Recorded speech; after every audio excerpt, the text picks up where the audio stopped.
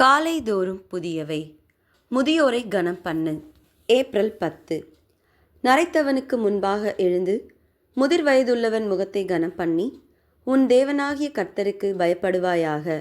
நான் கர்த்தர். லேவியராகமம் 19:32. உசிலம்பட்டி அருகே உள்ள நாகையகவுண்டப்பட்டி என்ற கிராமத்தில் 4 தலைமுறைகளுக்கு முன் அன்பான தம்பதியர் வசித்து வந்தனர். இவர்களது மகன் ஆசிரியராக பணியாற்றினவர்.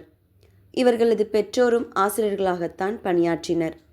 இவர்களது வழியில் வந்த மகன்கள், மகள்கள், பேரன்கள், பேத்திகள், கொள்ளு பேரன்கள், கொள்ளு பேத்திகள் என்று சுமார் 200 பேர் ஒரு நிகழ்ச்சிக்கு ஒழுங்கு செய்திருந்தனர்.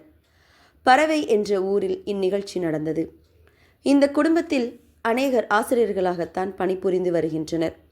அவர்களின் மூத்தவர்களான ஜீவானந்தம், கிரேஸ், ஞான சௌந்தரி, ஸ்டெல்லா, ஆனந்தி, செல்வி ஆகியோரை மேடைக்கு அழைத்து மாலை மற்றும் மகுடம் அணிவித்து கௌரவம் செய்தனர். அவர்களது ஆசிரியர் பணியை புகழ்ந்து பேசி வாழ்த்தினர். இவர்களுக்காக சபை நிகழ்ச்சிகள் ஒழுங்கு செய்யப்பட்டிருந்தது. தமிழ் பாரம்பரிய கலைகளான ஒயிலாட்டம், தப்பாட்டம், பொய்க்கால் குதிரை மற்றும் சிலம்பாட்டம், புலியாட்டம் போன்றவை இடம்பெற்றன. மூத்த ஆசிரியர்களை கௌரவிக்க மேலதாளங்களுடன் சீர்வரிசை கொண்டு வந்து அமெரிக்கா, மலேசியா போன்ற வெளிநாடுகளிலிருந்தும் வெளி மாநிலங்களில் இருந்தும் பல உறவினர்கள் கலந்து கொண்டு குடும்பத்தில் மூத்த ஆசிரியர் பணி செய்தவர்களை வாழ்த்தினர். சிலர் பாராட்டி பேசினர். பெரிய விழா எடுக்காவிட்டாலும் ஒரு மனிதர் உயிரோடு இருக்கும் சமயத்தில் அவரை கனப்படுத்தி இருந்தால் அவர் சந்தோஷமடைந்திருப்பார். குறைந்தபட்சம் முதுமையில் அவருக்கு கொடுக்க வேண்டியவற்றை கொடுத்து ஆதரித்து பட்சமாக 4 வார்த்தை பேசி அன்பை வெளிப்படுத்தி இருந்தால் அதுவே போதுமானது.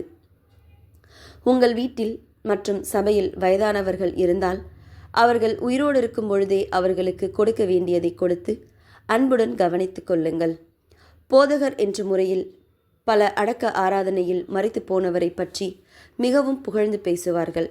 அதனால் மரித்தவருக்கு என்ன பிரயோஜனம்? மரித்தவர்கள் ஒன்றும் அறியார்கள். தாவீதின் ஜெபம் என்ன?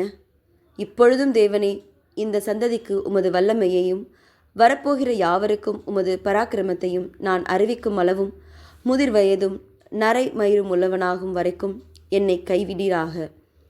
சங்கீதம் 71:18. ஜெபம். பிதாவே, எங்கள் முற்பிதாக்களை ஆசீர்வதித்தீர். எங்கள் முதிர் வயதுள்ளவர்கள் கனித்தர ஆசீர்வதியும். ஆமேன்.